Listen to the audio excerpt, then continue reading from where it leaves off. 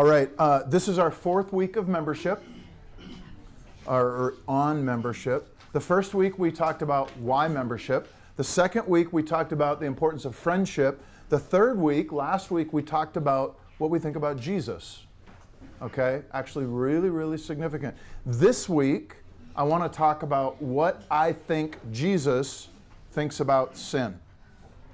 All right, and here's a question that I would like to frame our entire conversation with, and then we're going to discuss it over lunch. Okay, here's the question. Ready? How does Jesus understand sin? Now, here's what I mean by that. Like, when you think about what's broken or wrong in the world, like, in other words, what's wrong with this world? What's broken? What needs to be fixed? Just treat that as a definition of sin and go, does Jesus think about it primarily in terms of behavior, actions, what you do, or does he think about it primarily in terms of the heart, internal attitudes? In other words, what's Jesus' understanding of sin? Primarily behavior, primarily heart. Now listen, how a church answers that question and how you and I answer that question actually has vital implications for how we do life together in community. Here's what I mean by that. A lot of times, and I've been in church long enough, you would be amazed at all the conflicts and fractures and tensions that I've seen. And oftentimes what is really interesting is how those disagreements flow from different understandings of sin. In other words, how many times have you heard somebody say, like, that church should have done this? And they've got some really specific, concrete actions they think that church should have done, but maybe the church was like trying to like focus more on the heart. Now, there's other times where you say, can you believe this person did that? Okay? And there's an action that they did, but you think they should have focused more on the heart. The point is, there's actually lots of disagreement when it comes to behavior and to motives about where we need to focus. Okay, and I want you to remember what I said the very first week when we were talking about why membership. Almost everyone has unwritten rules and expectations that we carry with us. Okay, and they often flow from very different understandings of what is broken, what needs to be fixed, that thing that I'm calling sin. Okay, so it will be helpful for us to think about this, both to evaluate any church really, but also to understand ourselves better. I think, now here's the key, I think this passage, more than any other passage in the New Testament, actually shows us what Jesus thinks about sin. Bold words. Okay. And some of you should be like, Christian, it doesn't even mention sin in this passage. I mean, barely. What does the tax collector say? Lord, have mercy on me, a sinner. So it's like, there's barely a reference to sin in this. Now listen, not so fast. Two of the things that I love about this passage, number one, it's actually pretty simple and straightforward. There's not a lot in this, okay? It's not very complicated. Number two, Luke tells us exactly what we're supposed to get out of the passage in the very first verse, in verse 9. Now, he does the exact same thing in the preceding passage. If you look up at verse 18, 1 through 9, or 1 through 8, look at verse 18:1. He told them a parable to the effect that they ought always to pray and not lose heart. So what's the problem? They're like not praying as often as they should, or they're praying and they lose heart. And then he tells them the story, okay, and the story is about an unjust judge and a beleaguered widow. And what Luke is saying is like, guys, this isn't about judges or widows. It's about people that don't pray, okay, continually and not lose heart. All right? So in other words, that first verse tells you how to interpret the parable.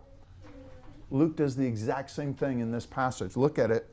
In verse 1, or verse 9, he says he told them this parable to some who trusted in themselves that they were righteous and treated others with contempt. And then he goes on and he talks about a tax collector and a Pharisee. And the whole point, Luke, is like, guys, this is not about tax collectors and Pharisees. This is about people who trusted in themselves that they are righteous. That's the first thing. And then it causes them to treat other people with contempt. That's the problem. And I would actually say, this is my thesis, bold claim, okay, that this passage, those two things, not just the behavior, but the heart that produces it, that's Jesus' definition of sin. Trusting in yourself that you're righteous, treating other people with contempt. That's my thesis. So here's my 4 points for today. Number one, the reality of sin in the Bible and in this passage. What does that look like? Okay, number two, the basis of sin. What's the nature and essence of it? It's going to go back to that question we asked at the beginning. Number three, the consequences of sin. How does sin bend us? Number four, dealing with sin. What do you actually do about it? All right, those are the 4 points. Reality of sin, basis of sin, consequences of sin, dealing with sin. Let's dive in and talk about the first one. The reality of sin in the New Testament and in this passage. I'm going to make a statement and just tell you like something I think is true. And hopefully you'll be like, oh yeah, I think that's true. Like just run with this and I'll show you. I think the Bible as a whole looks at sin a lot like global warming. Now here's what I mean by that. Global warming, it affects the entire planet, but you can spot it by the presence of increasing greenhouse gases in the atmosphere, right?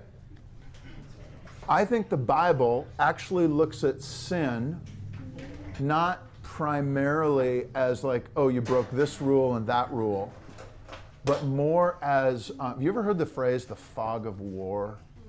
Yes. Okay, kind of like the fog of war, the global warming spiritually. In other words, sin, think of this as an atmosphere. Now I'm going to give you some examples that I think supports this, and I'm going to work from the Christmas stories because Christmas is not that far away. We're almost to Advent. Okay, and you're like, Christmas stories? Yeah, listen to this. Do you guys remember the angel showing up and speaking to Joseph in Matthew chapter 1:21? You shall call his name Jesus, which means salvation, for he will save, that means rescue, his people from their sins. In other words, when the angel shows up and announces Jesus, he's talking about sin. Now think about this. What is the atmosphere of the Christmas stories? Okay? And I would say to you, I think the atmosphere of all of the Christmas stories in the Bible is an atmosphere of darkness and bondage. Think about this. When do the angels show up? At night. Okay? Matthew 4:16, just a few pages after the initial angel shows up to Joseph, it says, quoting Isaiah 9, the people dwelling in darkness have seen a great light. Okay, who are God's people up against in the Christmas stories? Kings, Herod, Caesar Augustus. Have you ever noticed the out of Egypt themes in the Christmas story? In other words, think about this. This is particularly in Matthew. Who's Jesus's father? Joseph. You ever heard of any other Joseph in the Bible? Old Testament. Okay. What's Herod do? Kills male children. You ever heard of that in the Old Testament? Egypt, Exodus. Okay, where do they flee to? To Egypt, which is interesting. And then it says specifically, so that it might be fulfilled, out of Egypt I called my son. And here's my point. As Matthew is telling his Christmas story about Jesus coming, he is framing it as a thing about sin, and he is casting it in imagery of darkness and bondage. God's people don't know what's going on, and they are actually oppressed and enslaved and in captivity, and Jesus is somehow rescuing them from their sins, is leading them out of that, which is going to mean illumination and freedom. Follow what I'm saying? Let me give you another example. When the angel shows up to Zechariah, flip to Luke chapter 1. You might as well read this. Luke chapter 1. Remember, Zechariah is John the Baptist's father, and he's old. Okay? Look down at verse 17. The angel shows up. This is verse 12. And when he saw him, fear falls upon him. The angel says, don't be afraid. Your prayer has been heard. You're going to have a son. His name's John. And then, down in verse 17, he's basically saying John the Baptist, now listen to this, will go before him. Who's him? It's not capitalized. Who's him? Well, if you read the Old Testament, the Jews are expecting him, and this is where there's some debate, it's either going to be God himself or it's going to be Messiah. And when you get to the New Testament, it's kind of like, yeah, it's God and Messiah. It kind of doubles up on that imagery. He's saying John the Baptist is going to go before Jesus in the spirit and power of Elijah. Now listen to this. To turn the hearts of fathers to the children. What does that mean? You ever seen fathers and children where their hearts aren't aligned? They're in conflict. In other words, what he's actually saying here is you're in darkness, you're in bondage, and that captivity is actually breaking community, family units. Okay? And somehow the restoration is going to be like not just, illumination and freedom. It's going to be a restoration of community. And then look at what he says next. The disobedient to the wisdom of justice. In other words, because you're in darkness, because you're in captivity, you are actually doing things you ought not to do. It's breaking your relationships with other people. You're disobeying and you're ignoring justice. The poor, downtrodden. You're taking advantage of people. All this. This is all that imagery of Christmas and of sin. You see the atmosphere? Here's what I'm saying. Sin puts you in darkness. Sin puts you in bondage. Sin breaks community. Sin manifests itself as wrong actions that are unjust. Let me give you one more example. Flip forward, next page, or right side of the page. This is the angel to Mary in Luke 1, 31 to 33. Do not be afraid, Mary. You have found favor with God. Behold, you will conceive in your womb, bear a son. You shall call his name Jesus. Now listen to what it says about Jesus. This is verse 32 and 33. He's going to be great. He's going to be the Son of the Most High. The Lord God will give him the throne of his father Jacob. He will reign over that of Father David. He will reign over the house of Jacob forever. Of his kingdom there will be no end. In other words, do you hear all the king and rule language? So want to know what sin does? It puts you under someone else's or something else's rule. Bondage, captivity, darkness, broken community, lack of righteousness, injustice, and you're trapped there. That, I would argue, is the Christmas definition of like the atmosphere of sin. Okay, now let's jump back to Luke 18 and go, hey, and actually, I'm just going to say this. If anybody wants extra credit, go read Romans chapter 1, verses 18 to 32. Very famous passage on sin. And go, do I see darkness there? Yep. Do I see blindness there? Yep. Do I see foolishness, folly? Does it lead them into bondage to their desires? Yes, 3 times it says God gave them up. Does it lead to breaking of relationships and community? Yes. Does it lead to injustice, to unrighteousness, to they don't actually know God because something else is ruling their life? That is a same picture. See what I'm saying? There is an atmosphere of sin that is like polluted air, and I think you see it in the Christmas stories and in Romans, and the question is, Do we see that in this passage in Luke 18? So listen, first of all, do you see darkness anywhere in the story? And the answer is yes. The Pharisee is blind. Pharisee thinks that he's connected to God. He thinks he knows God. He thinks God must be as impressed with him as he is with himself. Okay? But the text shows us he's in the dark. He doesn't know God. And I'm actually going to say the text shows us that God doesn't know him. That language of when it says this man went down justified rather than the other. That is, justified there just means right relationship with God. The text is saying, so this is an answer to your question, Jay. The text is saying that this really religious guy who is doing all of this stuff is so lost, so blind, he doesn't even know God. He's not in relationship with him. He's not justified. Okay? Now listen, do we see bondage? So there's darkness. Do we see bondage? Pharisee would probably say, I'm not in bondage to anything. Oh, yes, he is. Okay? Does anybody know what he's in bondage to? What'd you say? His good works. I would hold it, what? Self-righteousness. Self-righteousness. Trust in, like the ones who trusted in themselves. I would say he is in bondage. When you trust in yourself, you know what you're in bondage to? Your reputation.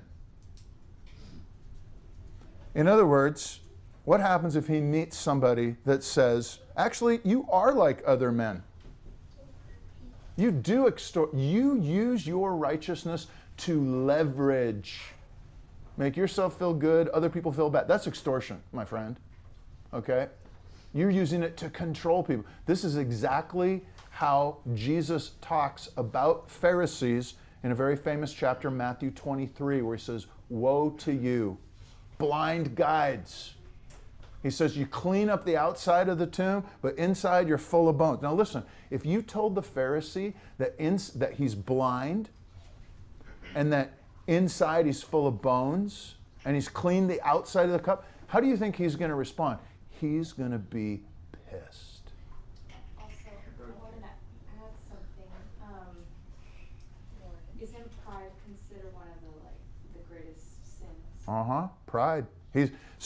He's absolutely proud, but he's ignoring that one. Okay? But my point is, now go back to what we were saying about bondage. He's in bondage to his reputation. And you can see it when you challenge his list of things. In other words, when Jesus said these kinds of things to the Pharisees, to religious people, they typically gnashed their teeth and are like, he's got to be silenced. Now, what if you said to the tax collector, you know what, you're an extortioner? He'd be like, you're right, I am. Because tax collectors are literally extracting money from their own people to give it to the Roman government. If you said, okay, you probably don't fast twice a week, he'd be like, you're right, I don't. Okay, you probably don't give tithes of all that you probably don't. The point is, the tax collector, do you see how the tax collector is actually free? Because he's not in bondage to his reputation.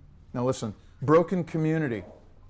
Do we see broken community here? Look at how the Pharisee treats others with contempt. You ever been on a team or a group of people where somebody treats everybody else on the team with contempt? It's a really great team, isn't it? I think it's painful. It's painful. They hate it. I guarantee you, you treat people with contempt, you will kill community. So you got bondage, you got darkness, you've got broken community, all right? And then you've also got justice.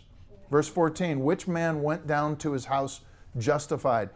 The tax collector or the Pharisee? Jesus is saying the Pharisee went down to his house not justified with God. God's like, this is a problem. Whereas the tax collector went down to his house, God going, you and I are on the same page. Good job. Okay? Now listen. Now that I've said that, do you see the presence of sin? We're thinking of sin atmospherically. It's all over this passage, just like it's all over the Christmas passage, just like it's all over Romans 1. The effects, the way that sin smothers us. Okay. Makes me think too, like, right? It's like, because you're called to love God and to love your neighbor. Yep. Right? So it's like in his contempt, it's like all of the people, the extortioners, like those are his neighbors. So, He has no compassion. right, so it's like, and that's a very obvious commandment that by this time they've been given. Yep. Of like, you're praying to God and yet. Okay, let me ask you a question real quick. We're talking about where do you see the presence of sin in Christmas and Romans in this passage? Do you see the presence of sin in your own life? Think about this. How many of us feel lost? We don't know where our life is going. The world feels dark to us. How many of us feel like we are in bondage? Some of us to addictions, but some of us to our reputations. If we work so hard and if people think poorly of us, it devastates us. We're in bondage. Okay? How many of us have experienced broken community? Almost all of us. How many of us have ever looked down on somebody else? How many of us have ever taken advantage of someone or just looked down on them or treated them with contempt because you think you're better than they are? Okay? I'd be willing to bet that if we said, hey, don't do this. Everybody, if you qualify even one of these things, raise your hand. I think almost all of us, I just said you don't have to do it, okay? Almost all of us would raise both of our hands. The point is, we actually are smothered by sin in the exact same ways that this community Jesus was talking to experienced. So, here's my definition, the reality of sin. Sin is like smog, it's like air pollution, it's like a blanket of bad air. It's toxic, and it's caused by our sin, behavior stuff, but also by the sins of others, behavior stuff, and also by our heart attitudes. All right? I'm going to say that's Jesus' definition of sin. And I think you can see it in this passage. Okay, first point, reality of sin. Let's talk about the second point, basis of sin. These will go quicker. Do you remember what we asked at the beginning? Does Jesus think of sin primarily as behavior or primarily as the heart? And what we're getting at here is like, what is the nature or essence according to this passage? Like,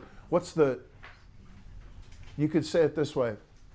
There's obviously a problem in treating others with contempt, but what's the problem behind the problem? Okay? Everything we know about the Pharisees, historically, we know that they read their Bibles. We know that they took it very seriously. We know they believed it was the Word of God. We know that they tried hard to keep it. We know that they studied, that they prayed, that they went to church, they kept the Sabbath, they gave their money. They, in a lot of cases, did take care of the poor. They did a lot of really amazing things. They were, I guarantee you, even an average Pharisee probably far excelled every single person in this room in terms of their personal piety and devotion. And they were actually trying to do what the Bible said. Okay. Now this guy has some really impressive behavior. Look at verse 12. I fast twice a week. I give tithes of all that I get. Okay. He's not perfect. He does look down on people who are not as committed as he is. That's what the text means by contempt. But that feels, most of us are like, hey, listen, we all look down on people from time to time. Most of us probably define that as a pretty small sin. In other words, a lot of people think about sin as like, what's the good stuff? What's the bad stuff? How does it weigh out in the scales? Well, if that was your definition of sin, very behavioral, who's the winner in this? It'd be the Pharisee. Okay? He's got way more things on his plus list than he has on his minus list. Okay, now listen, if you look at the tax collector, you got some serious bad behavior there. Okay, tax collectors, they work for the enemy, for Rome. They extort their own people. Imagine if we sent somebody around to shake you down, where it's like, no, thank you, Laura, but I need you to give more.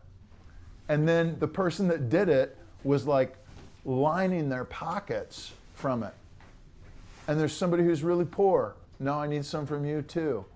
No, I need some. Like, in other words, they were notoriously greedy. They were notoriously rich too. Okay? So they're working for the enemy, extorting their own people. They probably don't fast, probably aren't tithing. The point is, you've got a guy with good behavior and a guy with bad behavior, and Jesus seems to be saying that all of the good actions are zero credit. This guy wasn't justified with God. But somehow all of the bad actions from the tax collector don't prevent him from connecting with God. He goes down to his house justified. Do you see what I'm saying? This should be like, holy smokes, wait just a second.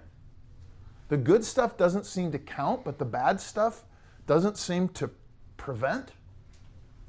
What on earth is going on here? Okay, and the answer has got to be this, that Jesus, here's what he's not saying. He's not saying that bad stuff doesn't count.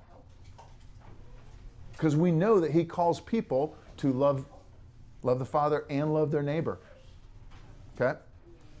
What he has got to be doing is Jesus has got to be looking behind the actions, behind the behavior, to the attitudes of the heart. And he's saying the Pharisee has a fatal attitude and the tax collector has a redeeming attitude. And those attitudes completely trump either all the good stuff or all the bad stuff. Okay? And then you go, what's the fatal attitude? Trusting in themselves that they were righteous. Now I want to unpack that for just a second. What does that mean? Trusting in themselves that they were righteous. I think every single human being needs meaning, value, and purpose, something to establish a sense of worth where they can look in the mirror and go, I'm okay. That's a human condition. We want to be okay. We want to have meaning, we want to have value, we want to have purpose. Whenever you seek to find that, or wherever you seek to find that, whatever that is, you will end up making that purpose your identity. Okay? Whatever you say, God, I'm not a bad person, and you fill in the blank, here's why I'm okay. Okay? That's actually what you're making your identity. And usually when we do that, by the way, we point to other people and you go, I'm better than them. We almost all do that. It's like, hey, God, I'm not that bad person. I never started smoking cigarettes. Okay? All right? And then I ignore the other things that I struggle with like you do. You see what I'm saying? But it's like we get our identity and then we offer that to God and we're like, hey, this is what makes me okay. Now listen, this is exactly what the Pharisee is doing. He is offering God an identity that he has crafted. And Jesus is saying, that's the problem. You're offering God your identity that you built. Okay? I think Jesus is saying, that's the heart of sin. All right? Trusting in yourself that something you built your identity on. Now for the Pharisee, what's his identity? It's kind of like religious performance. But listen, okay, religious performant people tend to say, God must accept me, okay, because look at what I've done. I'm doing the work. All right? That's what the Pharisee's doing here. That's the heart of sin. There is a secular version to this as well. In other words, secular people might say, I don't even believe in a God, but they still need meaning, value, and purpose. They need an identity. And so what they do is they're like, if I can have this, and they fill in a blank, now maybe what they want is money. Or maybe what they want is success. Or maybe what they want is power. Or maybe it's beauty. Or maybe it's partnership. Or maybe it's a family. Do you see what I'm saying? In other words, this is not the only identity. The Pharisee is not the only identity that has a problem. Anybody that looks in the mirror and says, this is what's going to make me okay, and we put a version of ourselves, we're trusting in ourselves that that's going to make us okay. Jesus is saying that is the essence of sin and it will not work. All right? Now listen, that's the basis of sin. There's a heart attitude where you're trying to present your own identity, and that's what you're hoping is your identity. There's consequences of sin. What I want to show you real quick. This is where, turn to your handout. I want to just skim a section from a Tim Keller chapter on the meaning of sin. This is from the book, The Reason of God. Yep, she's gone. She went down to her house not justified. Just kidding. Wow. Just kidding. She knows it too. Twice a day, is that not The- enough for you? If you look in your handout on page 14, part of the reason I'm giving you this, I'd encourage you to go read this chapter. It's not long. I've given you the whole chapter. But there's part of this that I want to pull out, and it's on page 14. Let's just look at some things together. Keller is talking about this idea of identities. All right, and he's actually quoting somebody named Ernest Becker, who is not a Christian. He's an atheist. Okay, and Ernest Becker, this is the top of page 14, the fourth line down. Look at this. Our need for worth is so powerful that whatever we base our identity and value on, we essentially deify. Okay, now Becker uses romantic love as an illustration. There's this the self-glorification that modern man needed in his innermost nature, he now looked for in a love partner. Becker is talking about how in our modern culture, we actually prioritize romantic relationships more than our grandparents did and their grandparents. In other words, they had a different set of things that they were looking. In our culture, what's going to fulfill you is a relationship. And he goes, secular people do this all the time. And he says, listen, the love partner becomes the divine ideal within which to fulfill one's life. And then Becker goes on to say, look, it's not just romantic relationships. You can do it with your work and your career. Okay? Look at the second quote. Sometimes his work has to carry the burden of justifying him. Do you hear him using the justifying language? He's doing the exact same thing that Jesus is doing when he says this man went down justified to his house. He's talking about his meaning, value, and worth is established where God goes, that's valuable. And you can live with that. But Becker says when you do this, in other words, if you put your hope, you build an identity on romantic love, it's going to fail you. You build your hope on work and career, it's going to fail you. He says this only sets the stage for continual disappointment. No human relationship can bear this burden of godhood. If your partner is your all, then any shortcoming in him becomes a major threat to you. If your career or your success is your all, then anytime your career is threatened or you might fail at something, it becomes, you're shaken by it. All right? Now listen, Keller, this is where Keller is brilliant. He is onto something here. In the last paragraph, the 5 sentence, he says there are an infinite variety of identity bases. Some get their sense of self from gaining and wielding power, others from human approval, others from self-discipline and control. But everyone is building their identity on something. And then there's a footnote number 24. He says if we use Kierkegaard's definitions, we can categorize these various God substitutes and look at the list that he gives. If you center your life and identity on your spouse or partner, that's the romantic, you will end up being emotionally dependent. You'll be deeply jealous. You'll be very controlling. The other person's problems will devastate you. They'll be overwhelming. Okay, if you center your life and identity on your family and children, you will try to live your life through your children until they resent you and have no self of their own. At your worst, you may end up abusing them when they displease you. If you center your life and identity on your work and career, you will be a driven workaholic and a boring, shallow person. At worst, you may lose family and friends, And if your career goes poorly, you might develop deep depression. If you center your life and identity on money and possessions, you will be eaten up by worry or jealousy about money. You'll be willing to do unethical things to maintain your lifestyle. It'll eventually blow up your life. If you center your life and identity on pleasure, gratification, comfort, you will find yourself getting addicted, this is footnote on the bottom of page 15, to something. You will become chained to the escape strategies by which you try to avoid the hardness of life. If you center your life and identity on relationships and approval, you will constantly be overhurt by criticism, and thus you'll always be losing friends. Because anytime they criticize you, you can't handle it. Okay? You will fear confronting others and therefore will be a useless friend. If you center your life and identity on a noble cause, you will divide the world into good and bad, and you will demonize your opponents. Ironically, in doing that, you'll be controlled by your enemies. Without them, you will have no purpose.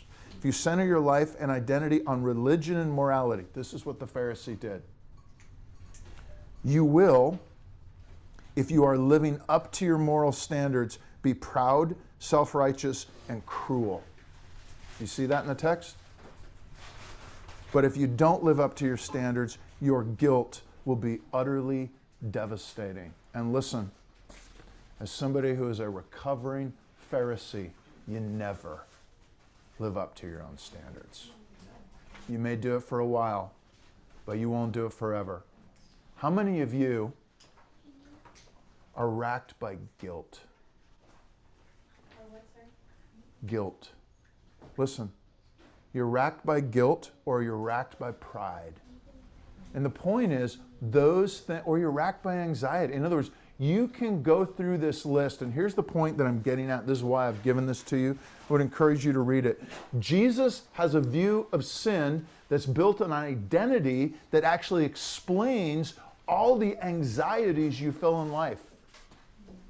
And he's actually saying all of these things come down to a common condition where what you're doing is trusting in yourselves and you're offering something up. The Pharisee's offering his religious performance. But all of us are trusting in something. And Jesus is saying, if you're trusting in yourself, either that you have this or if I could just get this, it'll give me meaning, value, and purpose. He's like, it won't. That is actually the essence, the heart of sin. That's the thing in the toxic atmosphere that is your undoing. Okay, now listen. Let's talk about dealing with sin. What do we do about it? Does this make sense? You tracking? Okay. Let's look at the tax collector real quick down in verse 13. The tax collector, standing far off, would not even lift his eyes to heaven, but he beat his breast, saying, God be merciful to me, a sinner. Well, let's break this down just a little bit. Number one, he's standing far off. But he's in the temple. The text says that. 2 men went up to the temple. So when it says he's standing far off, it's not saying that he's given up on the Jewish religion. It's actually saying, like, listen, where's the Pharisee in the temple? Right up front. Place of prominence. I so want to be here. And this guy, the tax collector, he's standing in the back or maybe in the corner. He's not presuming his own worthiness. If anything, he's actually presuming the opposite. He's like, God of my fathers, I have no business being here. I have nothing to commend myself to you. Look at what it says. He wouldn't even lift up his eyes towards heaven. That's not saying that he's not like looking to God. He's praying. In other words, he's trying to communicate, but he's actually taking the posture. And this is hard for us because we don't have this in our culture now.